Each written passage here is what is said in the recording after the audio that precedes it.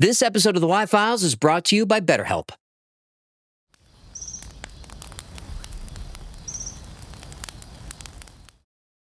Gather round. This happened in Columbus, Ohio on April 1st, 2006. Brian Schaefer walked into a bar at 1:15 in the morning with two friends, one way in, one way out. The building was covered in cameras, every exit monitored, every door, all watched, all recorded. Brian was a 27-year-old medical student. The plan was med school, then residency, then marry his girlfriend Alexis, but that plan would never happen. In a building covered by security cameras, surrounded by 200 witnesses, in a room with one way in and one way out, Brian Schaefer vanished.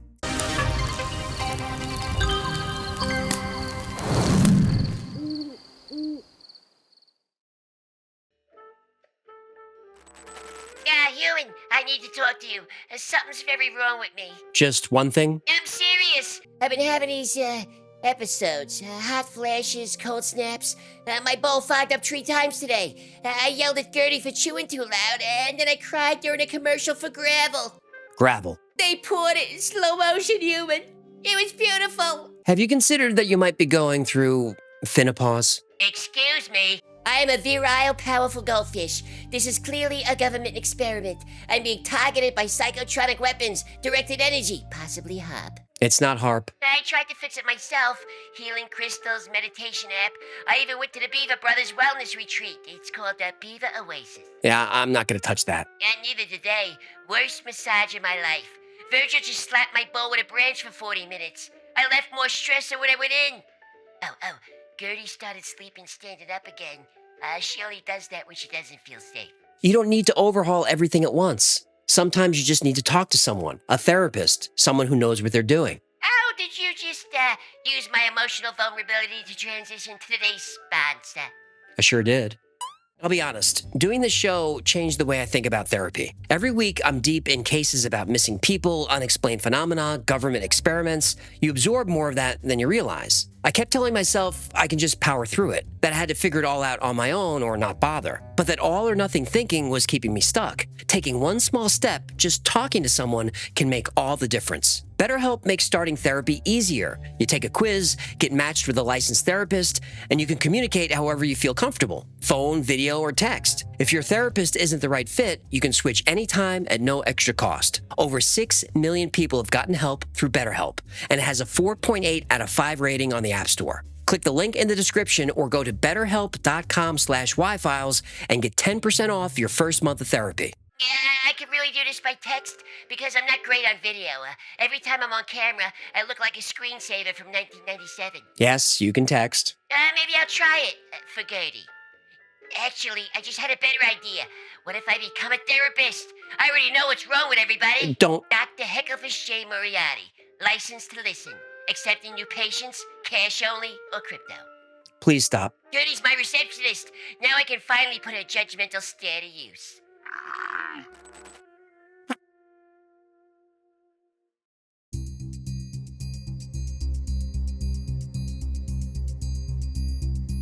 2 weeks earlier, Brian's mother died. Renee Schaefer lost her battle with a rare cancer that destroys bone marrow. She was Brian's anchor, the one who pushed him through undergraduate studies in microbiology, the one who celebrated when he got into Ohio State's medical program. She died in March. Brian was at her bedside holding her hand when she passed. 2 weeks later, he carried it everywhere. Friends said he handled it well, kept his grades up, he attended every lecture, but those closest to him noticed the exhaustion, the way he'd stare off during conversations, the forced smile when people asked him how he was doing. The night of March 31st, Brian had dinner with his father, Randy, just the two of them.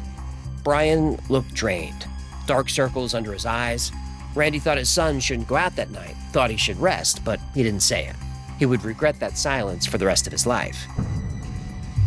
After dinner, Brian called Alexis Wagoner, his girlfriend of 2 years, also a medical student. She got home to Toledo to visit her parents.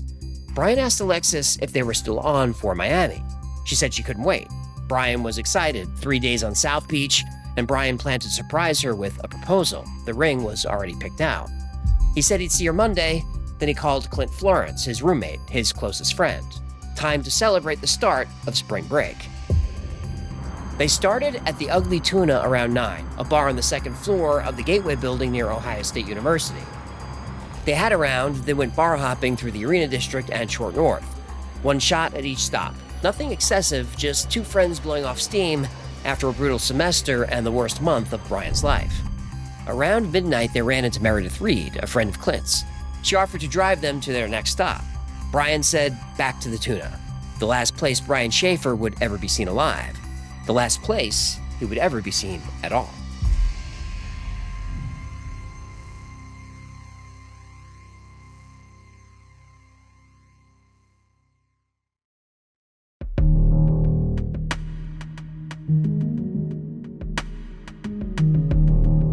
The security camera captured them at 1:15 a.m., three friends riding the escalator to the second floor. Brian looked relaxed, happy even. The Ugly Tuna occupied the entire second floor, exposed brick, industrial lighting, the bar along one wall, tables everywhere, a stage in the corner. The place was packed with college students celebrating spring break, loud music, and louder conversations. Brian moved through the crowd, buying drinks, talking to people. Witnesses later said he was more outgoing than usual, more social, like he was working hard to have a good time. Around 1:40 a.m., Brian and Clint stepped out to the balcony area overlooking the atrium. The camera caught them there. Brian leaning against the railing, Clint beside him. They talked for a few minutes. But at some point during that conversation, they got into an argument. The camera saw it all. They went back inside. 15 minutes later, Brian was outside again, alone. The camera recorded his final moments. He stood near the entrance talking to two young women, blonde, early 20s. The conversation lasted about 2 minutes. Brian smiled, the women laughed. Nothing seemed wrong. Those two women were never identified. Not Ohio State students, not locals anyone recognized. They appeared on no other camera in the building or surrounding area that night. 19 years later, nobody knows who they were. Brian said goodbye and the camera showed him turning, walking back toward the bar entrance, moving off screen. That was the last time anyone saw Brian Schaefer. At closing time, Clint and Meredith searched the entire bar. Bathrooms, back rooms, storage areas. They asked the staff.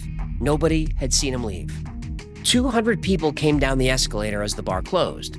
Brian wasn't among them. Clint called his cell phone. It went straight to voicemail. They waited outside until sunrise. Brian never came out.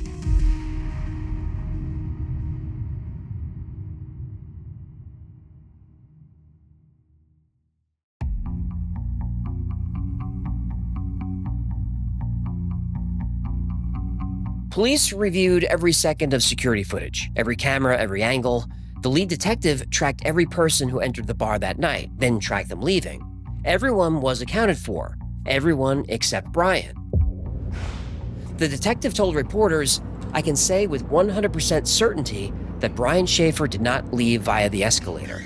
The surface elevator required a key card. Only employees had access. Staff were on camera using it all night. None matched Brian's description. But the back exit was more complicated than it first appeared. A service door not far from where Brian was last seen opened to a first-floor hallway that was connected to an active construction area with its own exterior exit. Officers said navigating it would be nearly impossible drunk, but the cameras covering that route weren't fixed. One panned back and forth on a cycle. The other was manually operated. There were gaps. Not many, but enough that a person could slip through unseen. That was the only crack in a sealed box, and nobody can prove Brian went through it. No witnesses saw anyone use the exit. Nobody saw anyone at the construction site, but the gap existed. In a case that seems impossible, every detail matters. Police checked cameras at 3 other nearby bars. None of them saw Brian either. Wherever he went after walking off camera at the Tuna, no other camera spotted him. K9 units tracked Brian's scent from the street to the escalator, up to the bar entrance. Then the dogs circled the same spot near the door and sat down. The trail stopped, as if Brian was there one minute, then gone the next. Police organized search parties. Volunteers combed the campus, construction sites, abandoned buildings. They searched the Olentangy River, which runs through Columbus near the campus. They even convinced the city to let them search the sewer system, dumpsters, every alley within miles. Brian's apartment was only 6 blocks from the bar. His car was parked outside. Nothing inside was disturbed. Clothes in his closet, books on his desk. Whatever Brian was planning, he was planning on coming home. His phone went directly to voicemail. There was no GPS in 2006, so no way to track it. He had his wallet with him, but he didn't use his credit cards. He didn't touch his bank account. No activity on anything. Monday morning, Alexis's engagement ring still sat in his apartment. She waited at the airport, but Brian never showed, and the flight to Miami left without him.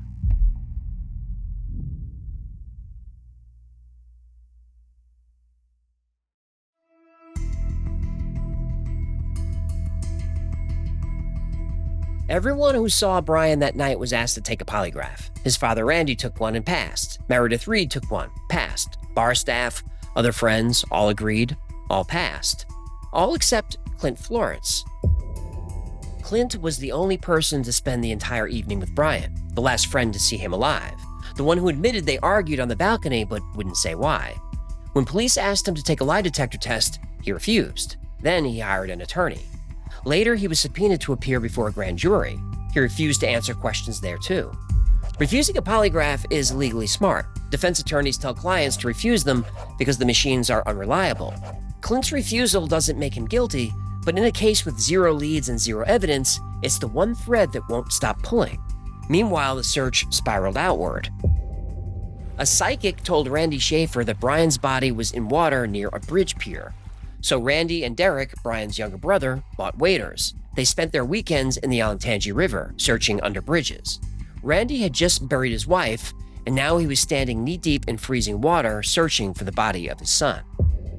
Brian had a Pearl Jam tattoo on his arm. When the band played Cincinnati later that year, Eddie Vedder stopped between songs and asked 15,000 people for information about Brian Schaefer, the lead singer of one of the biggest rock bands in the world, standing on stage, personally asking for help finding a missing fan. Seemed to have vanished in thin air, and he had a girlfriend, Alexis, who loved him. They were planning on getting married, and he was going to med school, and he had a great dad named Randy. He came to one of our shows a number of years ago, maybe 7 years ago, and the website, I think, has tried to keep the issue to the forefront and keep reminding people to be on the lookout. He had a 6'2", handsome guy. He had a Pearl Jam tattoo on his right arm.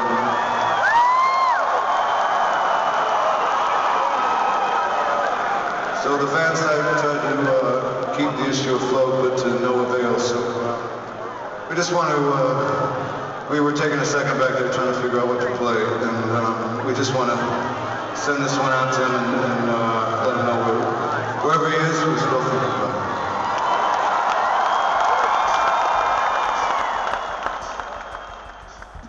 Nobody had anything. 15,000 people in a stadium and not one useful lead.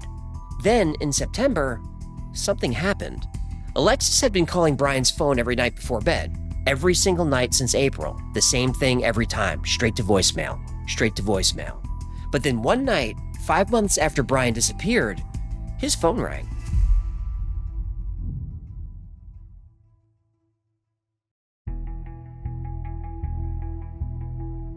For the first time in months, Brian Schaefer's cell phone rang, but nobody answered.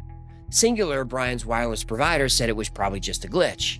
But a ping from the phone was detected at a cell tower in Hilliard, Ohio, 14 miles northwest of Columbus. Something activated that phone. The lead was never explained. The phone went silent again. It never pinged another tower.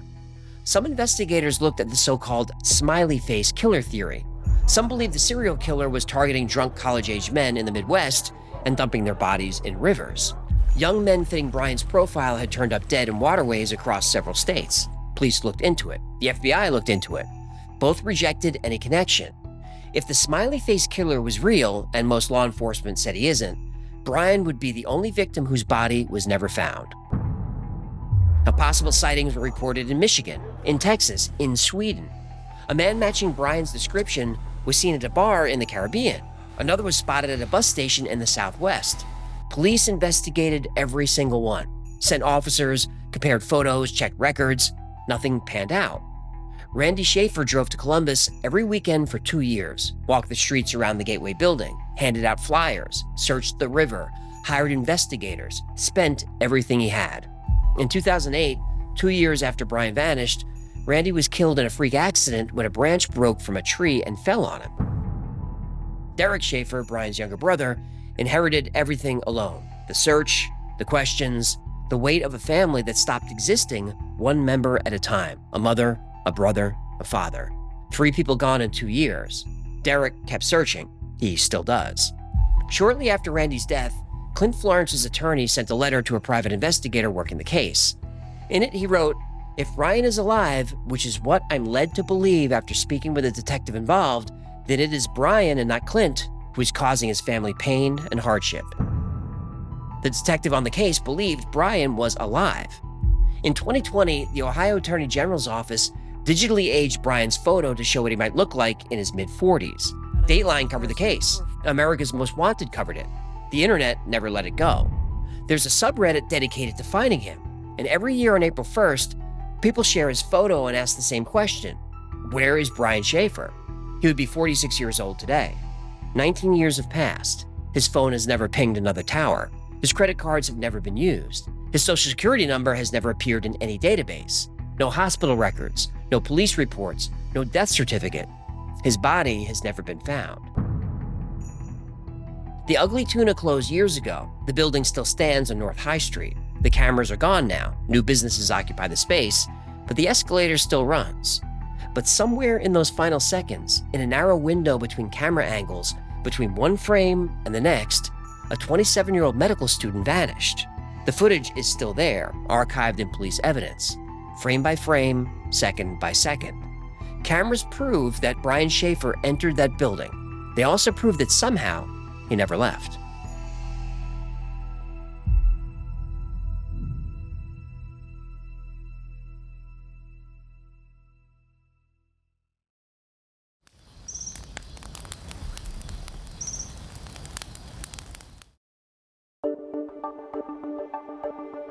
Gather round. This happened. In October 2009, hunters found an abandoned pickup truck on a dirt road deep in the Samboy Mountains of southeastern Oklahoma. The engine was cold. The doors were unlocked. Inside, a small terrier named Macy was pressed against the seat. She was barely alive. She was trapped in the cab for days with no food, no water, and no one coming back for her. They also found 2 cell phones, 2 wallets, and a GPS unit. There were coats and jackets inside, even though the nights were dropping into the 40s. And sitting in plain sight, $32,000 in cash. There were no footprints leading away from the vehicle, no blood, no sign of a struggle. The truck was owned by Bobby Jameson. He drove to the mountains with his wife Sherilyn and their 6-year-old daughter Madison. For what reason, the police never figured it out. The only thing we know for sure is the Jameson family is gone.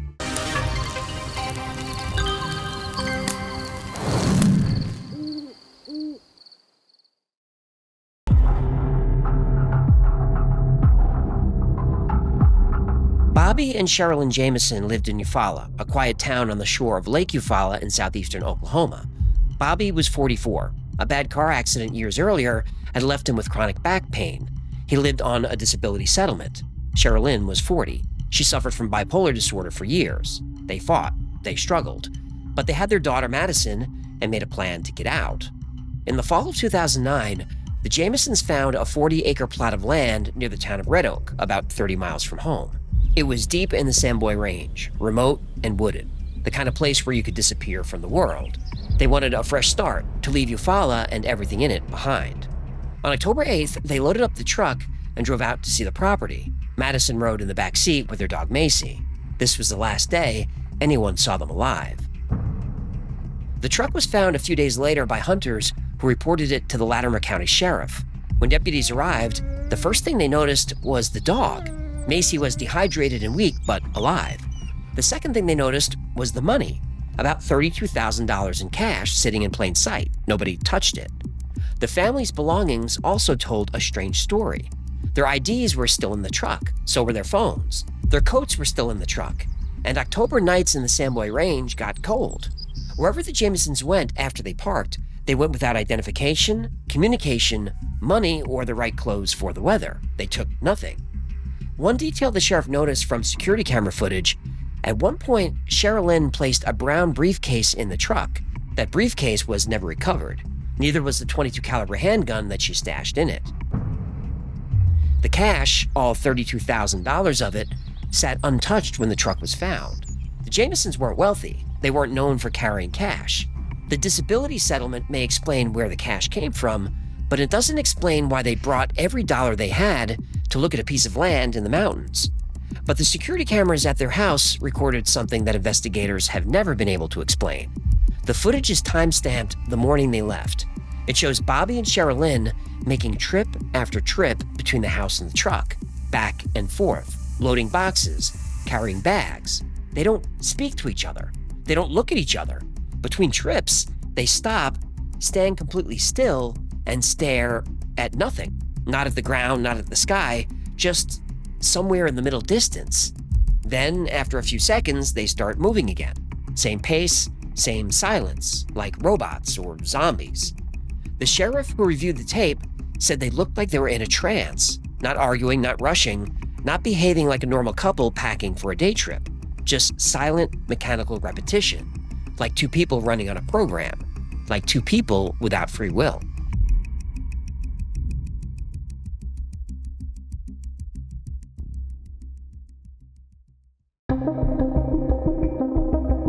The Jamesons were already in trouble long before they disappeared, and every layer the investigators pulled back revealed something darker.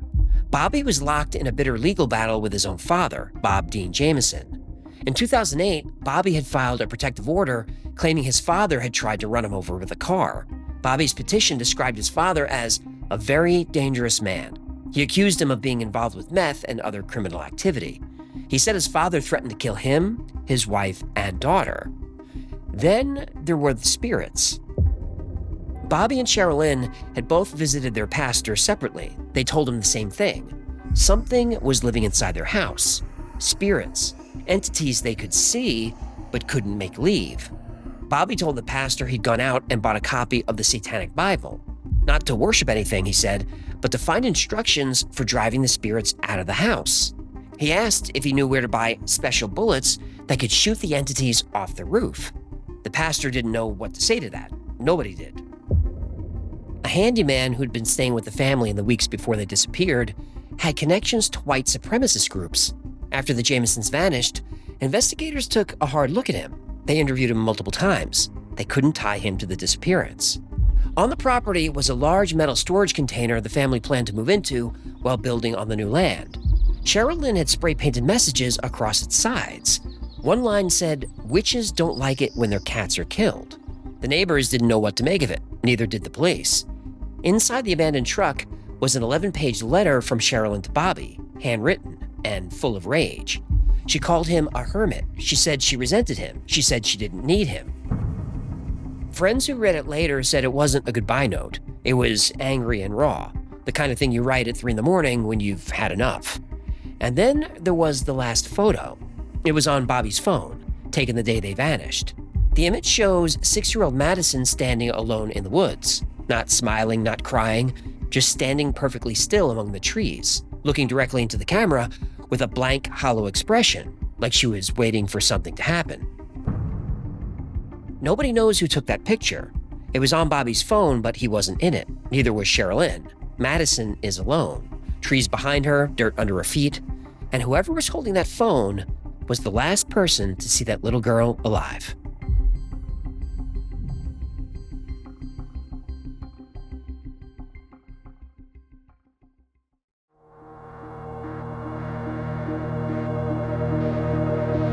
Search teams covered hundreds of acres. Dogs tracked scent trails that went nowhere. Helicopters flew grid patterns over the mountains. Volunteers walked shoulder to shoulder through dense brush, and still they found nothing.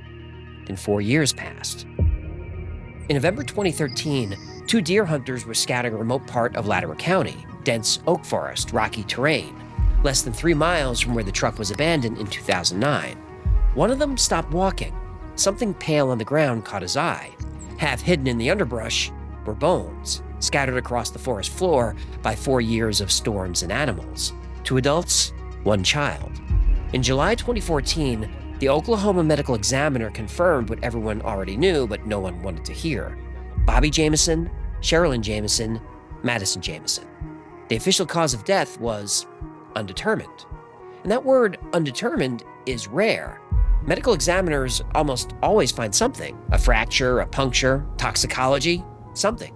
But the Jamesons gave him nothing. No bullet damage to any of the bones, no knife marks, no damage to the hyoid bone, which means they weren't strangled. 4 years of Oklahoma heat, cold, rain, and wildlife destroyed the evidence of whatever killed them. The case became national news. Hundreds of tips came in over the years, and none of them led anywhere. Every theory fell apart. Meth. Police searched the house and found nothing. No drugs, no paraphernalia, no evidence of dealing or using. Murder-suicide. But Sherilyn's gun was missing, and the bodies were 3 miles of rough terrain from the truck. Now, Bobby's father, he had an alibi and died 2 months after the family vanished. The handyman with white supremacist ties was a person of interest for a while, but nothing connected him to the disappearance. Sherilyn's mother believed that the family was pulled into a cult, and she never changed her story. The sheriff who worked the case said one thing stayed with him above everything else. Not the money, not the letter, not the photo of Madison in the woods. It was the footage. Bobby and Sherilyn moving through their house like they were sleepwalking, loading that truck in total silence, stopping to stare at nothing, then starting again, over and over and over. He said he watched it more than 100 times, and every time it looked less like a family packing for a trip and more like robots running a program. The $32,000 is still in an evidence locker. The briefcase has never been found. Sherilyn's gun has never been found. And nobody's ever explained what made Bobby and Sherilyn load that truck like zombies on the last morning of their lives. And most likely, nobody ever will.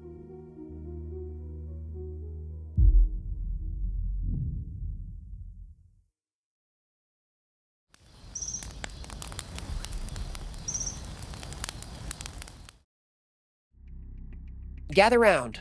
This happened. Marshall, Minnesota, May 14th, 2008, 1:54 a.m. Brandon Swanson called his parents from the side of a dark road. He was 19 years old, last day of college. His car was in a ditch. He just needed a ride. His father, Brian, drove out looking for him.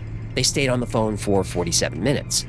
Brandon saw lights in the distance. He started walking toward what he thought was town. Then on the phone with his father, he said, "Oh, sh." Then the line went dead, and Brandon vanished.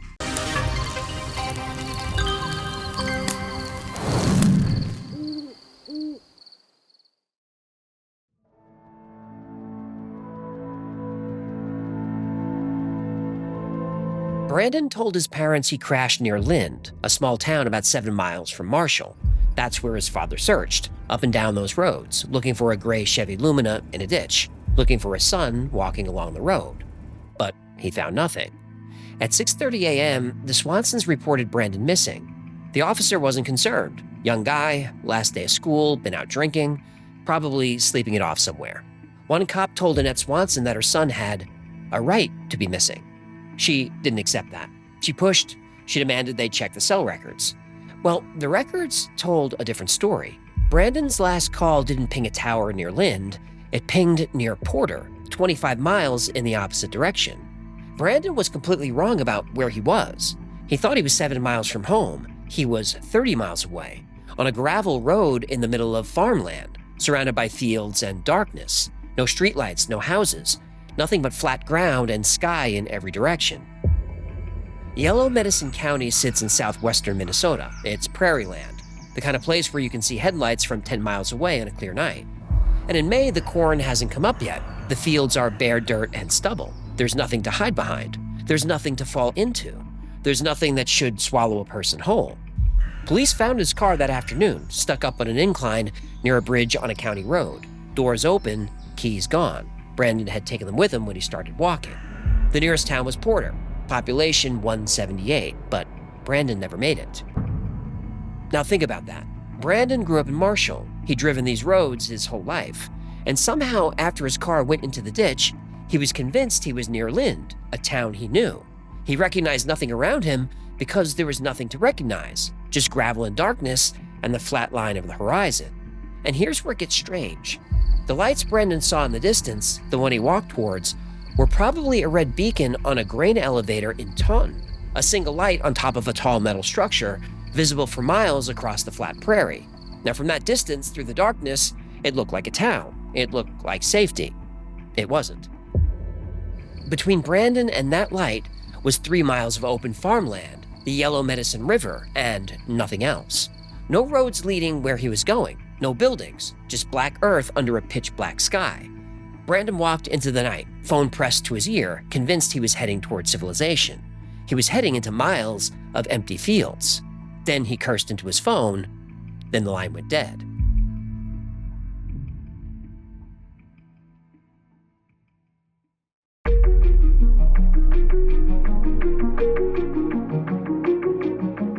Searches started at first light. Helicopters overhead, officers walking the roads and ditches, volunteers combed the fields.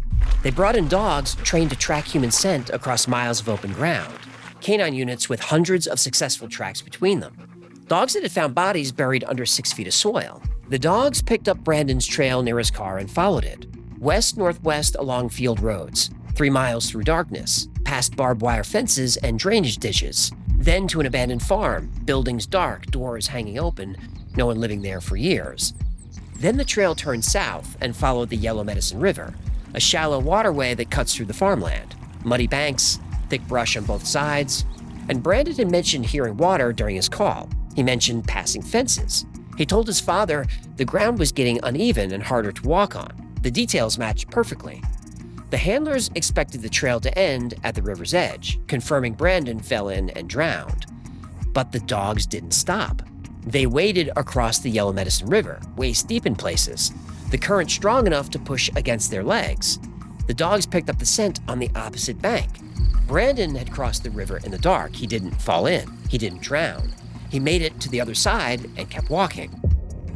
The dogs kept going north along a gravel road until they hit the Yellow Medicine County line. Then the trail ended. Not at the river, not at a body. It stopped in the middle of nowhere. Open farmland, no structures, no landmarks, as if Brandon had been lifted off the face of the earth. Now, searches continued for years. Every spring after snowmelt, when the frozen ground thawed and the rivers dropped low enough to wade. Every fall after harvest, when the fields were cut and you can see the ground for miles. Volunteers walked in lines across the prairie. They covered 122 square miles. They walked every inch of the river. They drained ponds. They searched abandoned farm buildings one by one. Barns with collapsed roofs. Root cellars filled with standing water. Grain bins that hadn't been opened in decades. Nothing. No body, no clothes, no phone, no keys. Not a single thread. Brandon Swanson walked into the darkness that night and disappeared.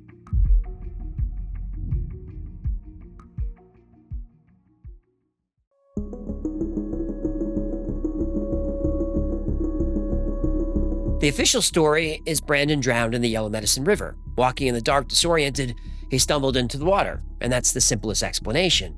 But the evidence doesn't support it. The bloodhounds tracked his scent across the river, not into it. If Brandon had drowned, the trail would have ended at the water's edge, but it didn't. The dogs picked up his scent on the opposite bank and kept following it north. His father talked to him for 47 minutes.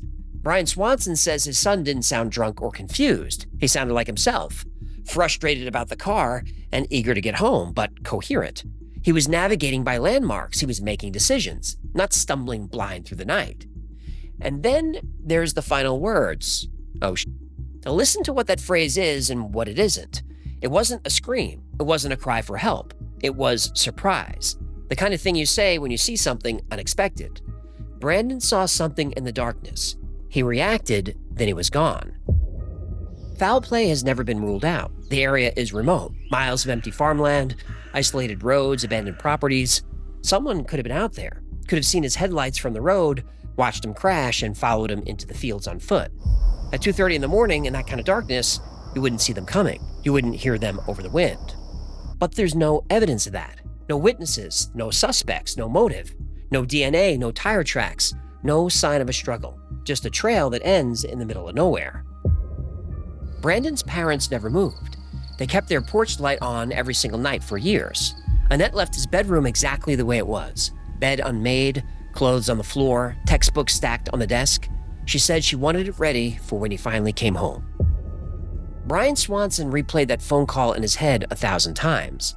47 minutes of his son's voice. The last 47 minutes, anyone heard Brandon alive.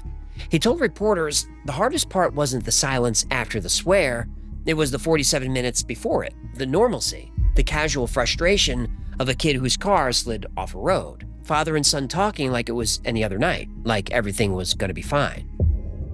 The Swansons lobbied the Minnesota government. They testified, they pushed. In 2009, Minnesota passed Brandon's Law. Police now have to investigate missing adults immediately. No more waiting periods. No more right to be missing. Every state should have that law, but most don't. Brandon's case was reclassified from missing person to endangered missing person, then to suspected homicide. But no arrest has ever been made, and no person of interest has never been named. The case file remains open with the Lincoln County Sheriff's Office. The Yellow Medicine River still runs through that farmland. The grain elevator in Taunton still has its red light. The gravel roads are still empty at night. And if you drive County Road 10 past Porter at 2 a.m., you'll see exactly what Brandon saw. Darkness so complete, it swallows your headlights 30 feet ahead. And somewhere out there, in the space between Porter and nowhere, is the answer to what Brandon Swanson saw in the last moment of his phone call. A surprise swear, and then silence. He's been out there almost 18 years, and he's still out there, and his family is still waiting.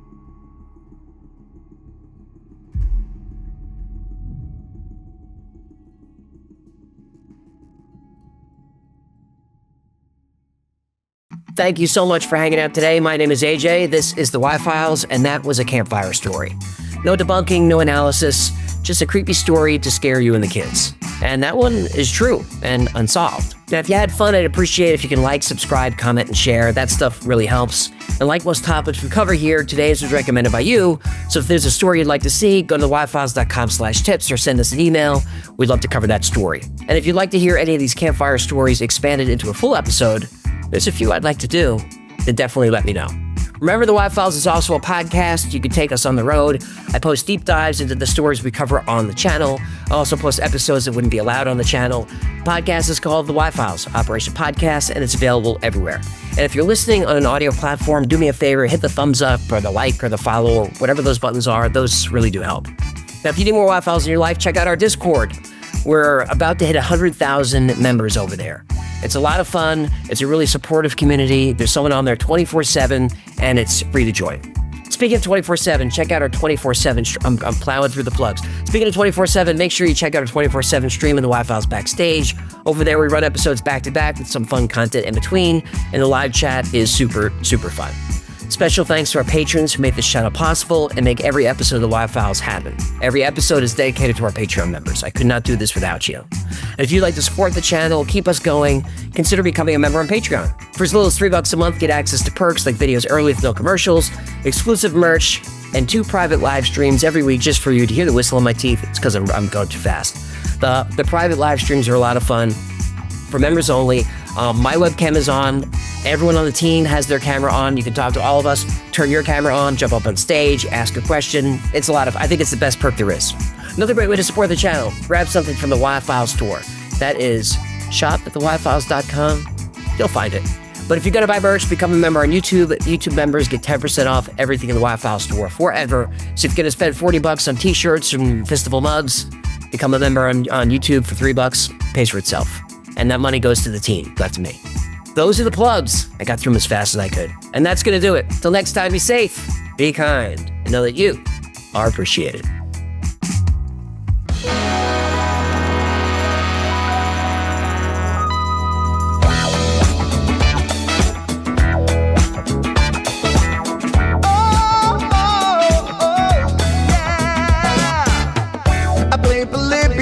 In Area 51, a secret code inside the Bible said I would. I love my UFOs and paranormal fun, as well as music, so I'm singing it like I should. But then another conspiracy theory becomes the truth, my friends, and it never ends. No, it never ends.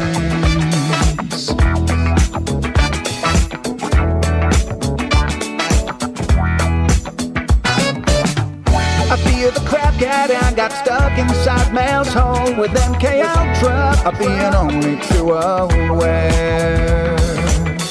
Stanley Kubrick faked the moon landing alone on a film set with the shadow people there. The Roswell aliens just fought the smiling man, I'm told, and his name was Cold. And I can't believe I'm dancing with the fish. Had no fish on Thursday nights with AJ2, and the Wi-Fi's helping me all through the night. All I ever wanted was to just hear the truth, so the Wi-Fi's helping me all through the night.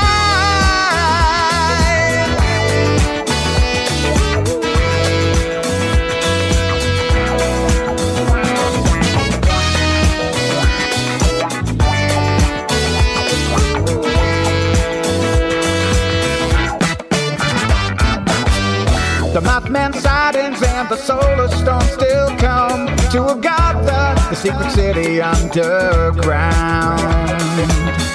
Mysterious number stations, planet Serpo 2, Project Stargate, and what the Dark Watchers found. In a simulation, don't you worry though. The Black Knight satellite, it's